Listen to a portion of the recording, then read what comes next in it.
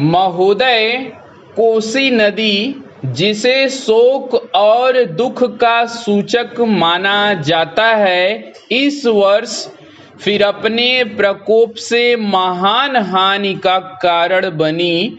अब इस नदी पर काबू पाने और इसकी उपद्रवी लीला समाप्त करने के लिए भी योजना तैयार हो गई है। इस योजना की रूपरेखा तैयार हो चुकी है और निर्माण का काम हाथ में लिया जा चुका है। आशा है इस योजना के निर्माण से बड़े पैमाने पर जनसाधारण को सेवाएं उपलब्ध होंगी। जब यह नया परीक्षण सफल होगा तो महान योजनाओं के निर्माण में और भारत की महान जनशक्ति के उपयोग के संबंध में हमारी जानकारी और अनुभव में महत्वपूर्ण वृद्धि होगी। औद्योगिकीकरण के क्षेत्र में उन्नति, उत्पादन में और अधिक वृद्धि और भारत की प्रति व्यक्ति आय में वृद्धि विचाराधीन वर्ष की कुछ महत्वपूर्ण बातें हैं। औद्योगिकीकरण के साथ ही रोजगार के क्षेत्र को विस्तृत करने के प्रयत्न भी बराबर जारी हैं। कुटीर उद्योगों और लघु उद्योगों को प्रोत्साहन देकर औद्योगिकीकरण और रोजगार में समुचित संतुलन स्थापित करने का प्रयास किया जा रहा है। यह बात सभी स्वीकार करते हैं कि यदि भारत के जनसाधारण को उदासीनता और हार मानने की भावना से मुक्त करना है तो बढ़ती हुई बेरोजगारी को दूर करने का उपाय करना होगा।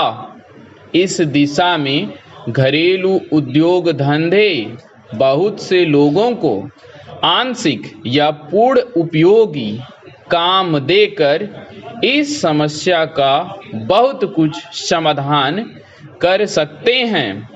इसलिए पंचवर्षीय योजनाओं में पुराने घरेलू उद्योगों को पुनर्जीवित करने और चालू कुटीर उद्योगों को प्रोत्साहन देने की व्यवस्था की जा रही है।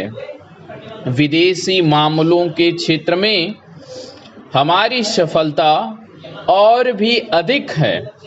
हमारी नीति, जिसे मैं सक्रिय और सुदेश्य तटस्थता की नीति कहना चाहूँगा, वास्तविक व्यवहार में किसी भी देश अथवा यहाँ के लोगों को अपना शत्रु न समझने की नीति है।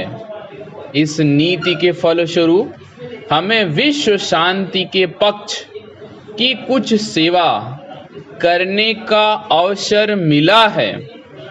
हम प्रसन्न और आभारी हैं कि संसार के राष्ट्रों में भारत का स्थान इतना ऊंचा है।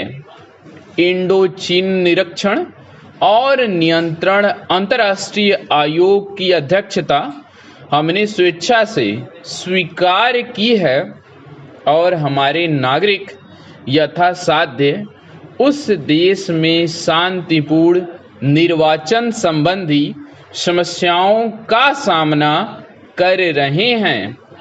हम सभी राष्ट्रीय अथवा अंतर्राष्ट्रीय समस्याओं का निपटारा शांतिपूर्ण ढंग से चाहते हैं।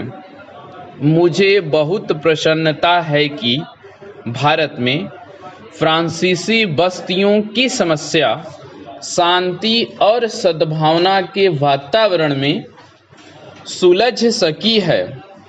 शांतिपूर्ण प्रणाली की सफलता का वह एक महत्वपूर्ण उदाहरण है दुर्भाग्य से भारत में पुर्तगाली बस्तियों की ऐसी ही समस्या को सुलझाने की दिशा में प्रगति नहीं की जा सकी। मैं आशा करता हूं कि पुर्तगाल इन बस्तियों में रहने वाले लोगों के स्वाधीनता के अधिकार को स्वीकार करेगा और फ्रांस और ब्रिटेन की सरकारों का अनुसरण करेगा। जैसे ही यह वर्ष समाप्त हो रहा है, हम अपने सबसे निकट के पड़ोसी पाकिस्तान के साथ अपने संबंधों में अपने सुखद परिवर्तन देखते हैं। पाकिस्तान के लिए हमारे हृदय में सदैव से पूर्ण सद्भावना और शुभकामनाएं हैं।